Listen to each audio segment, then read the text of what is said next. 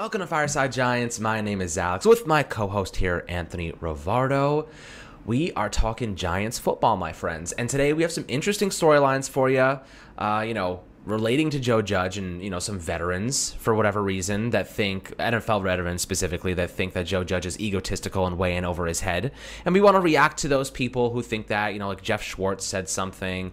A couple of guys I've never heard of in my life, but, our NFL veterans had something to say about Joe Judge and, him bringing the New England, mantra over to the Giants and trying to apply it, and people saying, oh, well, the New England style never works anywhere else.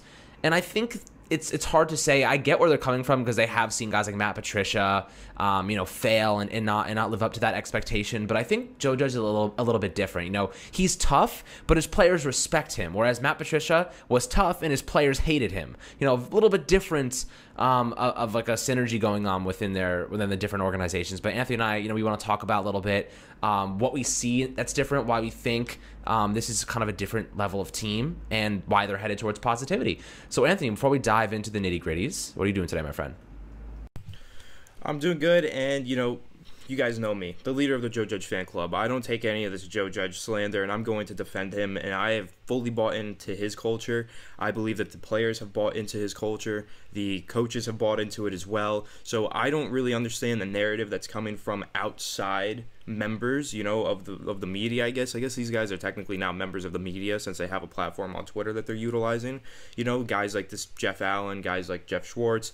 These guys are criticizing Joe Judge from afar, but they're not there in the building. They're not really talking to people. They're not actually experiencing this stuff or keeping up with the team on a day-to-day basis like myself, like many of you watching this, like Alex. We're keeping up with all of this. We're keeping a close eye and studying exactly what's going on in the Giants building and going on at training camp. And we're listening not to those who aren't at the building, but those who are at the building. Guys like Art Stapleton, guys like Matt Lombardo. We're listening to the beat writers. We talked to them one-on-one or two-on-one technically in an interview, and they told us how the culture there has been reset in a positive manner. The people who are in the building are all ranting and raving about the Giants culture under Joe Judge, but then all these guys who are not in the building have these criticisms, and I just think it's really confusing. Like, you have no idea what's actually happening there, yet you have such a strong opinion. I find that so confusing and really just bizarre. I understand that many of the things outside looking in, they seem pretty bizarre for what's going on with the Giants, so I could understand some confusion, but at least do a little bit more research, find out what's really going on with the Giants before you have such a strong opinion. And before, we really dive in on this, I'll say right off the bat, even though I am the leader of the Joe Judge fan club, and I really do believe in that guy, Joe Judge, if the Giants start the season off at 0-3, 0-5, if that were to happen again this year, 0-5, even 0-3, because we have pretty high expectations for the team this year. I think that they have a really good shot at starting the season 4-0. I think that all four of those first games are winnable. It's the second half of the year where I think the schedule gets a little tougher. But if they were to start the year 0-3, 0-5, somewhere around there, then yeah, we might have to revisit this conversation that we're having in August, in September. We might have to say, what's going on? Is Joe Judge not the answer? Do we have to start placing some blame on him? And that's coming from me, the leader of the Joe Judge fan club, who defends him every chance I get. Let's play it by year. Let's play it technically by a week. Let's see once we're in the regular season how things go. But right now, this does not look like a cause for concern. Last year, the Giants started off really slow, and then Joe Judge was able to turn the team around, and we looked like a pretty competitive team by the end of the year. We beat the Seattle Seahawks, who were, at the time, a Super Bowl contender. So let's keep it patient. Let's be patient with this, and let's not listen to too much outside noise. That's just how I'm feeling about the situation. I think, there's a few layers to this, but those who really follow and study this team know that this is not the big, grave problem that outside members of the media are trying to make it out to be. Well, it's just toxicity, right? Everybody wants to make the Giants look bad. It's good for headlines because these guys just want to make money at the end of the day. But I tend to listen to the players. I don't want to listen to the media heads who aren't in the building. I want to listen to the guys who are practicing, who, answer directly to Joe Judge, like, for example, Sterling Shepard, who came out publicly and said, if you don't want to be here, get out. You know what I mean? Like, And there's a bunch of guys retiring, and I get the narrative, but look at, like, the Raiders had 3 players retire. This is nothing crazy. They realized, Zach Fulton's case, he just started a business, he just had a baby boy, and he wants to go home to his family. He's all the way in New York. He was in Houston before, close to his family. Now he's, a plane ride away, and he's like, I just don't want to do this anymore. Like, it's just not worth it. So he retires, so be it. Todd Davis, he was trying to work his way up from the bottom of the Giants roster, and he was like, I feel like I deserve something more. He decides, okay, I'm gonna retire. I don't feel like working my way up another NFL roster at this point in my career. Joe Looney was like, nothing against, I love Joe Judge, I love Jason Garrett, my body just can't handle it anymore. Like, I just don't feel like I can last a 16-game season. Like, they're retiring for, like, legitimate reasons, and people still, like, these guys, like, publicly said these things to Mike Garafolo, who works for the NFL Network, and I trust him over 95% of the people who are just saying things off a whim with no facts whatsoever, right? So, in my opinion, I feel like, for the most part, Joe Judge is doing the right thing. And by the way, 2 things I want to add to this. The one, he's been giving days off to the people that need it. Like the veterans, like Darius Slayton had a day off. Adoree Jackson had a day off while other guys came in and practiced. He's been, like, being pretty proactive in making sure that the guys who need that day off is, they have it. They're off. They're resting. They're rehabilitating their body. So the second thing I want to add is Nate Solder. He publicly said, and this really came out to me, and I was like, wow, this makes a lot of sense now. Nate Solder came out and said, I was going to retire. Joe Judge personally called me and asked me to come back. He said, we really want you. We really need you here. He took a massive pay cut to come back instead of retire, and he's here. And he said, I did it because Joe Judge wanted me here. Otherwise I would have just retired. If he didn't call me personally as man-to-man, didn't ask me, I would have retired. So tell me what you think that means about Joe Judge. Obviously, the players respect him. Joe Judge and Nate Solder have a history together with New England, and obviously they have a special connection there. And Joe Judge has always been good to him. When he decided he was gonna opt out last year because his family and the cancer situation with his son, Joe Judge was like, I wish him the best. We are supporting him. We are 100% behind him, and that is more beneficial to me in terms of when people are trying to justify or make assumptions about Joe Judge.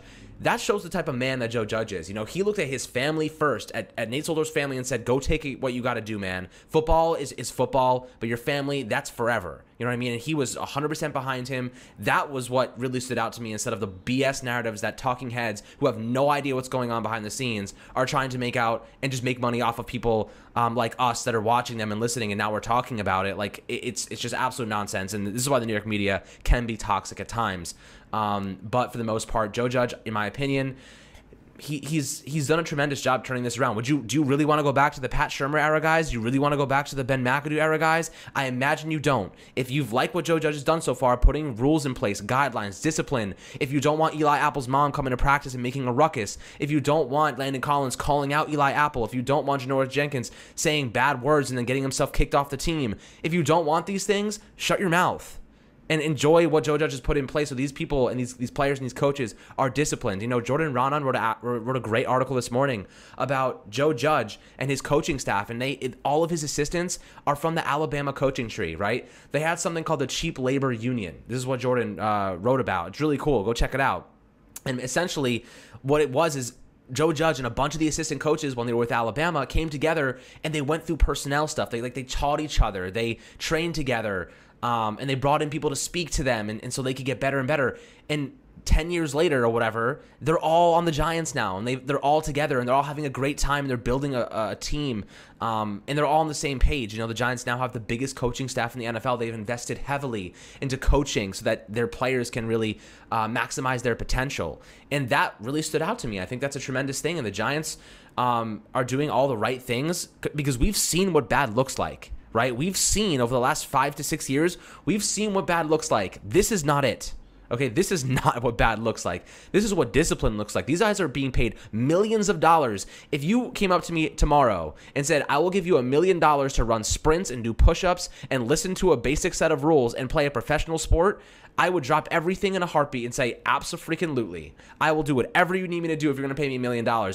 And mind you, $1 million is like the veteran minimum. Okay, most of these guys are making multiple $1 million. I will do whatever you need me to do to get ready for the NFL season.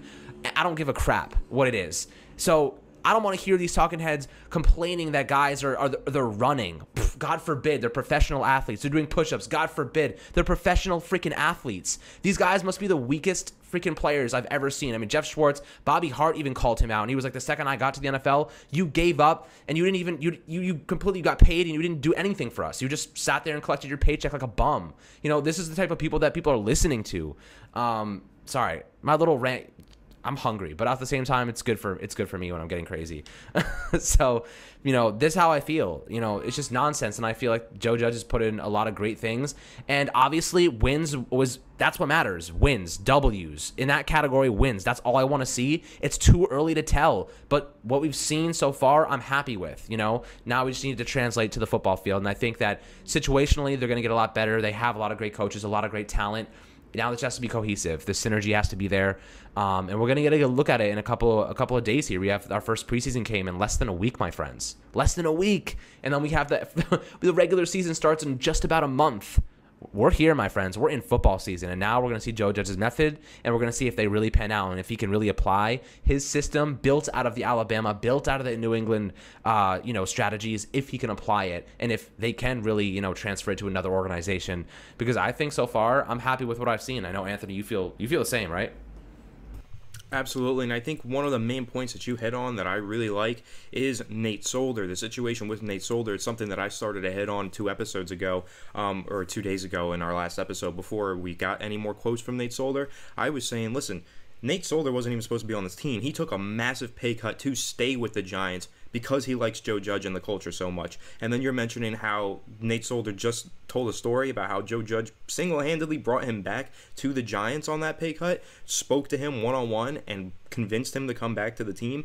That really speaks volumes to the culture that Joe Judge has set, how veterans are not totally tuning him out and wanting to leave. Veterans are buying in and wanting to stay. They want to see the process of these young players that Joe Judge is developing get, some reps and establish themselves. They want to contribute to that and help, like Nate Solder does. He wants to contribute. Andrew Thomas called him an asset to the offensive line, and that's how he wants to play this season. He wants to be an asset to the offensive line to help these young guys develop and help this team be better. And that's because he bought into the culture. I mean, the Giants, they did treat Nate Solder with the utmost respect throughout his opt-out, this offseason as well, throughout training camp. They've really shown a lot of respect and admiration towards Nate Solder, and the feeling has been mutual. It's been pretty obviously mutual. Nate Solder appreciates Joe Judge and everything that he's done for the team and really enjoys being with him. And then another great point you brought up, Alex, was the rest days. Darius Slayton, he's a veteran at this point because he's in his 3rd season, but he's still a young guy. You would expect him to be out there as much as he can, but he's also a guy that his body has been worn down a couple times during the season. So we got to be careful with him, treat him right, and not burn him out too quickly in training camp. Joe Judge recognized that, gave him a day to sit out, said, hey, you're a veteran, you're an established player on this team, you can take a seat for today and kind of let these young guys compete. And I think that's another great aspect of it. It's not just about giving Darius Slayton a chance to rest, it's about letting some younger players who are fighting for a roster spot, John Ross, David Sills, let these guys really get a few extra reps with the starters, compete, and try to establish themselves as players who deserve to make the 53-man roster. And I think that was a great job by Joe Judge, just creating more competition, giving players opportunities. Because if you recall, one of the criticisms that I believe it was Jeff Schwartz had was that some players are coming into the team as veterans, established players, getting here, and they have to fight for a roster spot all over again. And they're confused by that, like, what the heck? You shouldn't have to do that. You've been in the league for so long. Well, listen, that's not really how it's treated here. Darius Slayton, he is a starter on this team. The Giants clearly view him that way. So they gave him an off day as a veteran who deserves some rest. And they've done that with a few veterans as well. They've said, hey, you're an established player on this team. We know what you are. We know what we have in you. We don't know what we have in some of these younger guys. So we're going to let them get some reps and give you a day off to rest since you've been practicing so hard and we appreciate you. So that's the complete opposite. The truth is completely opposite of the narrative that's being pushed on Twitter. Because what we just explained to you with what Joe Judge is doing with these veterans, giving them days off, goes completely contradictory to the narrative that we're seeing on Twitter with these guys saying that he's burning out veterans, that he's not letting them have their established place on a team, that they have to fight to rebuild their reputation with the team. That's just not true at all. We are literally seeing rest days for veterans who are established on the team. So be careful who you listen to on Twitter, because this narrative that they're pushing, it's just not true. There is factual evidence to support the contrary, that this is not a toxic work environment. These guys who have done their bidding and earned their spot, they have that spot, and Joe Judge is giving them the respect that they deserve. That's very obvious right now to me, especially with those rest days as well. So, yeah, go ahead, Alex. And I wanna throw something else in there. The majority of this team is young, right? They rebuilt the entire foundation of this roster on young guys, so they're working them out like young guys. You know what I mean? Like this, they're tailoring a lot of their workouts, a lot of this toward the youth that they have on the roster, because obviously you're expecting a guy that's 21 years old who was drafted a year ago or just drafted to be in way better like stamina, I guess, like physical shape than a 34-year-old like offensive lineman. You know what I mean? So I get it. You know, some of these guys are probably like, all right, we're just not cut out for this right now. And that's okay. Nobody came out and said, except for Kelvin Benji Biscuits Benjamin, came out and said anything bad about Joe Judge. And it was just because the guy obviously has a history of this. He's been cut from like multiple teams. Nobody wants him anymore. The Giants gave him one opportunity and he completely botched it, coming in like 6 pounds overweight when they asked him to lose 15 pounds. You know, like that's a great way to get yourself kicked off a football team, and a good reason why he's no longer in the NFL. You know, he also retired too. So it's like, you got your ass kicked out of Carolina. You got your ass kicked out of Buffalo. You come to the Giants. They ask you to do one thing, and then you get your ass kicked out of there too. It was a trend for Benji, you know. So now he can eat all the biscuits he wants with his leftover money. So now I do want to move on to something a little bit more positive, and a really great position battle that is shaping up at the back end of this wide receiver core. This is a unit that was awful last year. You know, we saw it last season. It was embarrassing. We had Austin Mack, who I like as a player, starting by the midway point. You never want undrafted free agents starting by the midway point in a regular season. You know, that is a pretty good indicator that you don't have enough talent at a specific position. Austin Mack is now way down on the bottom at the depth chart. You know, he got I think he picked up an injury. I don't know if it was his knee. I think it might have been his knee, but you know, he's been out for a couple days, and now you have this back end of this wide receiver unit really coming together. You know, David Sills has 5 touchdown passes in red zone drills. He's been an absolute menace, looking fantastic. John Ross took a slant to the house yesterday. He showed off that blazing speed. Joe Judge has had nothing but great things to say about John Ross too. You have Dante Pettis, who hasn't done much, but you know, he's also a pretty quality receiver when he's given the opportunity. He was also nicked up and missed a couple days. Who else they have? They have CJ Board, who's also been looking great and is also a big player on the punt unit. He's one of our gunners. So another guy who's been looking good also as a receiver. You know, Anthony, when you're looking at these guys, I feel like most of them would have been starting on our team last year. You know what I mean? Now they're fighting for the 5 and 6 spots on the roster at the bottom of the wide receiver battle. It all really comes down to which ones can be utilized on the special teams. And I think CJ Board has himself a roster spot. So that's the 5 spot. The 6th one, I think it's going to go to John Ross, and I think he's going to get some opportunities as the punt returner. I think that just simply based on his speed, his talent. The problem with John Ross is he's never been healthy. He's never played a full 16 games. I think he's only played 13 games maximum in his career. And he said, I've never played a full season. When I am fully healthy, I'm that player that they drafted me, you know, in the first round. The problem is I just haven't been able to stay healthy. So if he can do that, he could be a great player. And also, he really plays into the whole pre-snap motion, narrative for the Giants. You know, that's a category they really failed to exercise last year. It allows you to decipher whether or not a defense is playing man coverage. It allows you to do a lot more different things when you get into your break. You know, when you have a guy in motion, you can't tell what he's going to be running. You know, he could be running a slant. He could be running a quick out. He could be running a spray fade. He could be doing anything, like a seam route. He could be doing so many different things. But if you're on a standstill thing, the corners are able to decipher what you're going to do a lot easier. So when you're in motion and you're running and you're John Ross and you already have that speed and the other guy is trailing you, it gives you it's pretty much free separation. You know what I mean? So I think that's another thing that plays into it. I know Kadarius Toney's been getting some reps with the ones, which is nice to see. But John Ross, man, I see him as an asset. I don't think that he's going to be somebody they want to let go. I think that CJ Board and John Ross are the ones that ultimately get those roster spots. But David Sills is pushing, man. If he has a good preseason, I could see them maybe him giving Ross a run for his money. What are you thinking here? Yeah, I'm actually thinking that the Giants might hold 7 wide receivers on the roster. You're kind of throwing out that 6 number. I think they might go with 7 just because A, depth is super important. B, we have some injury-prone wide receivers that are starting. Kenny Galladay has been dealing with injuries for the past 2 years. Sterling Shepard has been dealing with injuries for the past 2 years.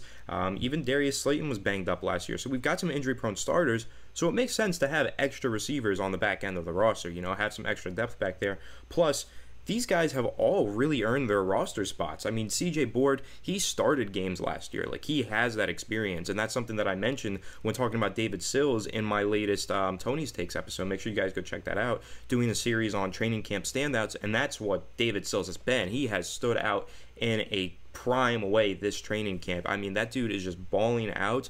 And one of the things about David Sills, and the reason why I think he will make the final 53-man roster, is because him and Daniel Jones are like best friends. You saw Daniel Jones traveling all over the country, doing these different workouts, practicing with this player out in California, practicing with these players out in North Carolina, wherever he was traveling all offseason trying to get better.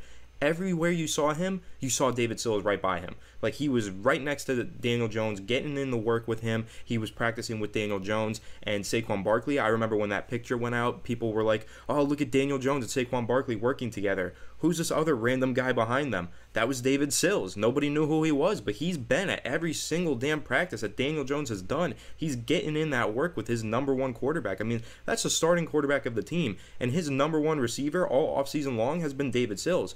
That's bound to be his favorite target by the end of this offseason. By the time we get to the regular season, there's a serious chance that the chemistry is strongest between Daniel Jones and David Sills. Not Daniel Jones and Sterling Shepard, Daniel Jones or Darius Slayton. It might be Daniel Jones and David Sills who have the strongest connection on this team. And knowing the relationship that those two have, I find it difficult for the team to justify cutting David Sills at this point. He's put in all of the extra work. He's actually worked probably harder than anybody on this team, minus maybe Daniel Jones or Saquon Barkley as he's returning from injury. Like, David Sills has put in a ridiculous amount of work in order to make this roster. And not only has he put in that work, he's put in that work behind or alongside Daniel Jones, the quarterback of the team, the franchise quarterback. Like, he's out there putting in that work, and I think if anything, if he doesn't even maybe show out as much as he should in the preseason, that alone, the connection that he has with Daniel Jones, might just be enough to earn him a roster spot, keep him around, keep him working with Daniel, because even in the regular season, if he doesn't see any snaps on the field, at least working with the ones or the twos or whoever in practice with the Daniel Jones might be really beneficial for Daniel. Keep his favorite target around. Don't cut him and give another team the opportunity to sign him to their practice squad. The Giants got to keep David Sills in my eyes. Like, he's almost necessary for Daniel Jones at this point with how much work those two have put in together and how close they've become. And Joe Judge is really impressed with David Sills. He's talked about him in the media. He said how he loves everything that he's doing, and he's noticed the work that he's put in. So when you look at David Sills, you look at CJ Board, you look at John Ross, and Dante Pettis, all of these guys kind of deserve a roster spot, but we've only got so many to give out. So that little extra work that David Sills has put in with Daniel Jones might just be enough to give him the edge and win that roster spot here. But again, I do think that they hold 7. I think CJ Board, his ability to contribute on special teams is key. I think David Sills, his ability to work really hard with Daniel Jones is key. And I think John Ross, his ability to provide an electric, dynamic, spark to the offense is also key. So the odd man out in my eyes, unfortunately, would be Dante Pettis. And this is obviously a pretty early projection as we're only in the first week of August, or now the second week, but my early projection is that Dante Pettis is the one out of that group that doesn't make the final roster. Which is crazy. It is crazy because last year when he came to the great. team, we were like, damn, this guy's been a spark plug. He's done really, really well. But yeah, I think the Giants just really did a lot to revamp that wide receiver core this offseason. They did a whole lot, and I think it's going to pay off big time. I think this is a really solid group, and whoever they end up cutting, if they end up cutting multiple players or just one, it's going to be a really tough decision for Joe Judge and the Giants. Yeah, you know what? I think what I heard was they wanted to carry 4 tight ends into the season, but I think what they could theoretically do is carry 3 and practice squad Rice and John. And then they could pull them up if need be. Just keep in mind the Toilolo injury might have changed their strategy there.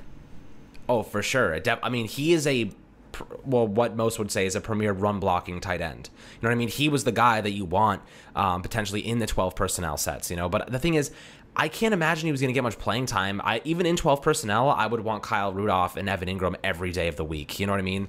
Levine Toilolo's maybe the jumbo tight end at times. Yeah, and what I was saying with Toilolo is or red zone. They're planning on carrying 4, or if they were planning on carrying 4, that might have been their plan before one of their tight ends got injured.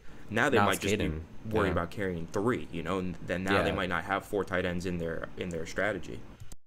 Yeah, and then you basically just put Rice and John, or I don't know, another guy. I think they just picked up a tight end, maybe from San Francisco. I forget who it was exactly where they got him. Or Ohio, it was Ohio State tight end. You bring in a guy and you put him on the practice squad. Rice and John, he's going to go to the practice squad. No one's going to sign Rice and John off the practice squad unless they're really thin at the tight end position. And you roll with 3, and you have your 7 receivers. Because the thing is, if you put Dante Pettis on the practice squad, if you put John Ross on the practice squad, they're going to be gone within a day. You know what I mean? Those 2 guys, there are teams out there that need receivers. And, those are 2 pretty decent receivers. I personally am not, if I'm putting them on the practice squad, I'm not expecting to get them back. So, ideally, I think you keep Ross, you keep CJ Board, and you keep Sills. I think Pettis, like you mentioned, probably gets the short end of the stick here because he missed a couple of days. And Sills has just been looking good, man. He seems to be a good red zone threat, too, which is a big category the Giants have faltered in. And Dante Pettis, it really isn't that great in the red zone. So if I'm looking at where you can, have the most impact, David Sills stands out to me, man. He's tall, he's athletic, he's fast. He had some good, some decent pass blocking, or some run blocking snaps I saw on the outside. They were doing some drills yesterday. I think that's what I'm rolling with. I think I agree with you there. But Anthony, you have any last thoughts on the wide receiver position or tight ends? Yeah, I think the Giants are in a really good spot there. I love the Kyle Rudolph signing because it makes everybody around him better in the tight end room. I think Evan Engram gets to fit into a better role. I think Caden Smith gets to fill into a better role. I think that signing's really key. I think the signing of Kenny Golladay, we know that makes all of the receivers better. And the Giants we went from having not enough depth at wide receiver and tight end last year to now maybe having too many good players that we have to cut. So, Giants fans, let's appreciate that one offseason turnaround that the Giants just made here, because that's pretty special and that's pretty awesome. I think that Joe Judge, Dave Gettleman, the Giants front office, they did a great job bringing in playmakers for this offense to really help Daniel Jones as he enters a crucial third season, make or break season. This could be big, guys. This is a really good problem to have, that we're saying, man, one of these players is really good and they're going to get cut. That's going to be really unfortunate for that player, and it's going to be tough to let them go. But that is the number one problem that you want to have, is that you have too much talent and you have to cut a good player. That is the number one problem you want to have, and I'm very excited by that for the Giants this year. Absolutely, my friends. So I hope you enjoyed this episode of Fireside Giants. Of course, we'll have more content throughout the weekend and for the preseason game. Hopefully you guys enjoy FanFest. Anthony and I won't be able to make it, but if they do another one in the future, we will 100% be there, hanging out with you guys, having some beers, having some food, and of course, always talking about the New York Football Giants. But hope you guys enjoyed this episode. Make sure to subscribe below on YouTube, Apple, and Spotify, as always, my friends. And we'll catch you guys on the next one.